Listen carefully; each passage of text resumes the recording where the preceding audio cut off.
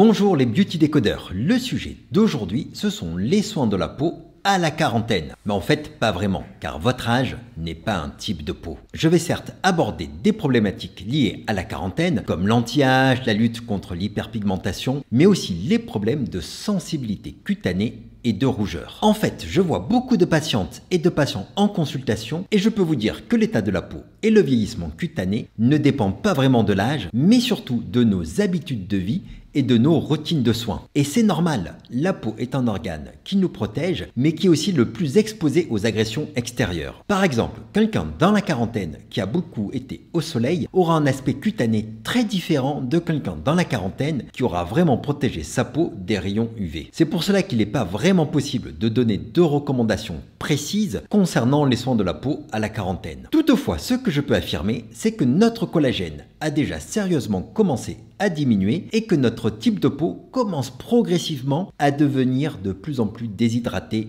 et sec. Je vais donc vous énumérer 3 modifications que l'on peut apporter à sa routine de soins au fur et à mesure que l'on avance en âge. La première, c'est d'utiliser des nettoyants de plus en plus doux. La deuxième, c'est d'appliquer des crèmes hydratantes de plus en plus riches. Bien entendu, il ne faut pas passer au gel crème très léger à la crème hyper riche directement. D'autant plus qu'il n'y a pas de règle sur le changement de l'état cutané avec l'âge. Certaines personnes peuvent ressentir un changement dès la fin de la trentaine, alors que pour d'autres, ce sera à la cinquantaine. Et la troisième préconisation, c'est d'incorporer des ingrédients qui boostent la production de collagène si vous ne l'avez pas déjà fait. Je vais donc vous parler de nettoyants, d'exfoliants, de sérums et de crèmes hydratantes que vous pouvez utiliser pour traiter différentes problématiques cutanées que l'on rencontre à la quarantaine. Concernant l'étape du nettoyage, je vous conseille bien entendu d'intégrer le double nettoyage dans votre routine le soir, en commençant par un baume nettoyant comme le Radiance Cleansing Balm de Beauty of Joseon. Je vous en avais déjà parlé il y a un an dans ma vidéo sur la routine du soir et je le trouve toujours aussi bien conçu. Il contient notamment des extraits de riz et d'avoine qui lui donnent un côté apaisant et il est sans parfum, sans sulfate et sans huile essentielle. Dans un autre style et pour un plus petit budget, vous avez celui de Kickonger Juice ou l'huile démaquillante de Clémence et Vivien. Concernant le second nettoyant, il se choisit en fonction de votre type de peau et de votre problématique cutanée. Si vous avez de l'acné et que vous avez toujours des éruptions, vous pouvez peut-être envisager un nettoyant avec de l'acide salicylique comme celui de CeraVe ou celui de Inkélist. Mais si vous souhaitez un nettoyant plus doux, ce que je vous conseille la plupart du temps, vous pouvez opter pour un nettoyant à la texture crémeuse comme la crème moussante de CeraVe ou la mousse d'huile nettoyante de Dermina qui a des tensioactifs assez doux ainsi que des ingrédients hydratants et apaisant. De plus, la texture de la mousse est assez bien faite et il est très agréable à utiliser. Maintenant, on va parler d'exfoliation et je pense qu'il s'agit d'une étape assez mal comprise par les débutants et qui est pourtant essentielle pour éviter la peau terne et la perte d'éclat qui peut apparaître avec l'âge. Car notre peau met de plus en plus de temps à se débarrasser des cellules mortes à la surface de notre épiderme. Et pour bien exfolier sa peau, il faut simplement éviter les deux extrêmes. Si l'on exfolie beaucoup trop, on engendre des irritations inutiles et si on n'exfolie pas du tout, on se retrouve avec un épiderme rugueux et terne. Et il est assez difficile de donner une fréquence idéale d'exfoliation car cela dépend de votre type de peau et de l'exfoliant que vous utilisez. Mais de mon point de vue, entre 1 fois par semaine et 3 fois par semaine, cela me semble idéal. En fait, il faut bien essayer d'analyser l'état de sa peau,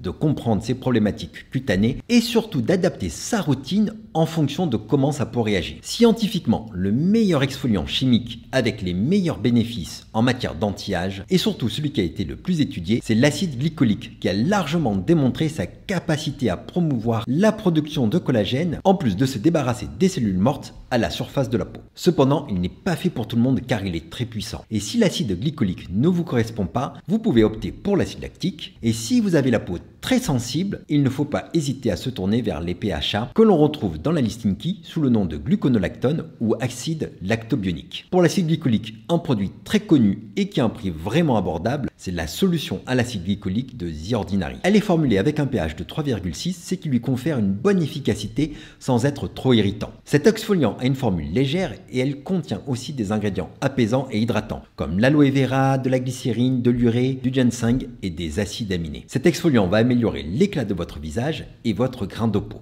Avec 7%, on est sur une concentration d'acide glycolique moyenne et l'utilisation de cette solution est idéale dans le cadre d'une routine anti-âge. Pour ma part, je préfère celui de Polite Choice qui est sous forme de gel. Il contient 8% d'acide glycolique et un pH qui varie de 3,5 à 3,9. Il contient aussi 3 actifs intéressants, de l'aloe vera, des extraits de camomille et des extraits de thé vert, et des ingrédients hydratants comme du sodium PCA, de l'acide hyaluronique et du panthénol. Avec ce type d'exfoliant à l'acide glycolique, on va avoir une amélioration immédiate sur l'illumination du teint et au fur et à mesure une amélioration du grain de peau et sur l'aspect des ridules. Concernant les sérums, on va vraiment les choisir en fonction de notre problématique cutanée. Et si vous souhaitez améliorer l'aspect des rides débutantes et les taches sur le visage, la meilleure option reste d'intégrer le rétinol dans sa routine de soins. Un très bon choix de produit, c'est le rétinol de Polite Choice à 0,3% de rétinol qui contient aussi du bakuchiol. Mais si vous avez la peau sensible, vous pouvez opter pour le Gran Active Rétinol Émulsion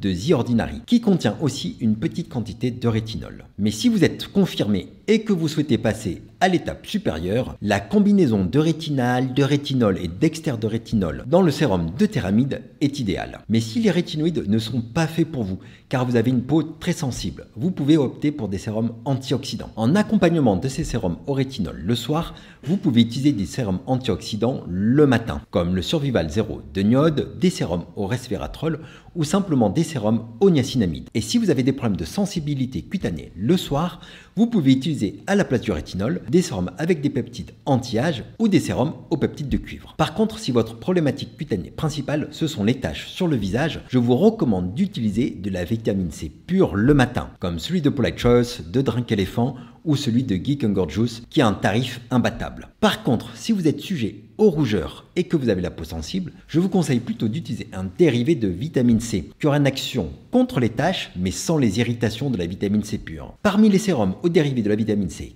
que je peux vous conseiller, il y a celui de Théramide qui est très bien formulé, mais il y a aussi celui de Niode qui est très efficace. Et si vous êtes plutôt focalisé sur l'éclat du visage, un sérum qui hydrate et qui a la texture légère, c'est le sérum à la vitamine C de Typologie. Et pour le soir, vous avez l'embarras du choix. Les rétinoïdes sont bien sûr efficaces contre les taches, mais vous pouvez opter pour d'autres actifs. Par exemple, l'acide azélaïque va agir sur les taches, mais aussi sur les imperfections, et il existe de nos jours de très nombreux sérums à l'acide azélaïque. Et vous pouvez aller sur le site beautydecoded.com pour voir mes recommandations de sérum à l'acide azélaïque. Une autre option, c'est d'utiliser l'acide tranexamique.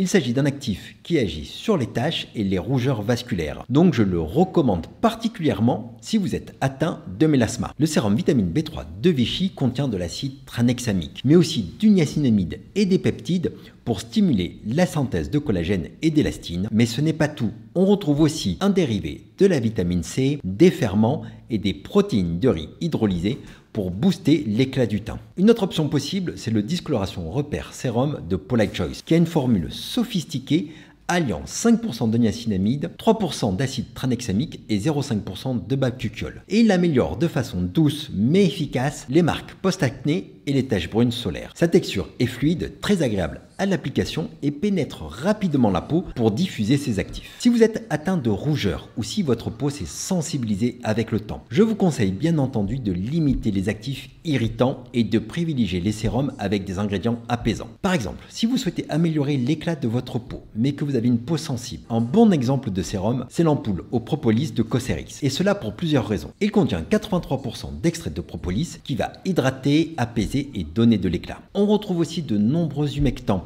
comme la glycérine, la bétaïne, l'acide hyaluronique et l'arginine. Il contient aussi du panthénol pour renforcer l'action apaisante, ce qui en fait un bon sérum pour améliorer l'éclat des peaux sensibles. Et l'autre élément à prendre en compte, c'est que ce sérum ne contient que 11 ingrédients, ce qui limite la possibilité de faire une mauvaise réaction à un des ingrédients. Mais si on n'a pas de chance et que cela arrive, il est beaucoup plus facile de trouver l'ingrédient responsable quand on utilise des produits avec une composition minimaliste. Pour les crèmes hydratantes, c'est pareil. On ne les choisit pas en fonction de son âge, mais de son type de peau. Et si vous avez la peau très sensible, je vous conseille d'utiliser des crèmes hydratantes à la composition minimaliste. Par exemple, en parapharmacie, vous avez la Tolérance Hydradis d'Aven qui ne contient que 10 ingrédients. On retrouve en humectant de la glycérine et de l'acide hyaluronique et en émollient du caprylique caprique triglycéride, du céatyryl alcool et du beurre de karité. Donc cette crème est parfaite si vous avez la peau sèche et sensible. Si par contre vous avez la peau grasse et sensible, cette crème ne va pas vous convenir car elle contient trop d'ingrédients gras. Et je vous conseille plutôt de vous tourner vers le Tolérance Hydradis fluide hydratant de la même marque. Dans ce fluide, ils ont enlevé enlever le beurre de karité, ce qui lui donne une texture